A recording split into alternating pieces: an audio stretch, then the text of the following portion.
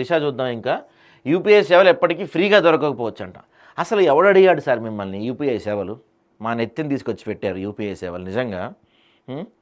ఒకప్పుడు మాట్లాడదాం దీని గురించి ఒక డీటెయిల్గా మాట్లాడదాం, పెద్ద స్టోరీ ఇది. అసలు ఒకప్పుడు చక్కగా ఇళ్లలో పోపు డబ్బాలు డబ్బులు పెట్టుకొని చక్కగా చిల్లర వ్యాపారం జరిగేది ఇండియాలో.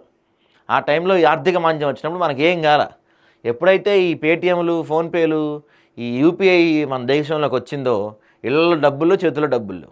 నోట్లు చూసి ఎన్ని రోజులు అవుతుందండి? చేతిలో డబ్బులు చిల్లర కనపడుతుందా? రూపాయి బిళ్ళలు కనపడుతున్నాయా? 2 రూపాయల బిళ్ళలు ఉన్నాయా అసలు? మాట్లాడదాం, దాని గురించి కూడా మాట్లాడదాం. ఇక బీసీలు 46% ఎలా తగ్గారు?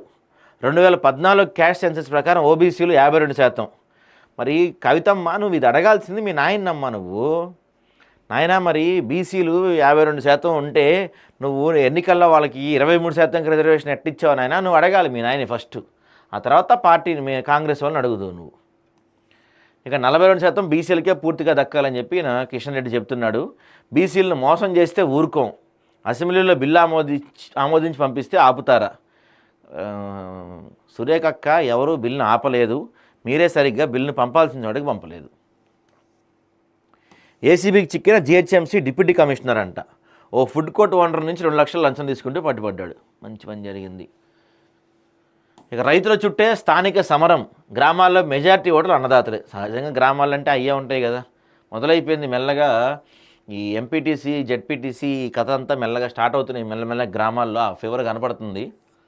ఇక 28న క్యాబినెట్ భేటీ జరగబోతుందంటండి. యాక్చువల్లీ ఇవాళ ఉండే, అది అప్పటికి పోస్ట్ పోన్ అయింది. ఎంత గాలిస్తే అంత బిల్లు అంట. హైటెన్షన్ విద్యుత్ కనెక్షన్లతో అధిక బిల్లులకు చెక్ అంటండి. చూద్దాం, ఈ కరెంటు బిల్లుస్ గురించి కూడా బాగా నడుస్తుంది.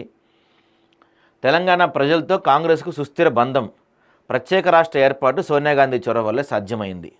100% దాంట్లో డౌట్ ఏం లేదు. చిన్నారుల కోసం బాల భరోసా. 5 ఏళ్ల పిల్లల సమగ్రాభివృద్ధికి సర్కారు కొత్త స్కీమ్.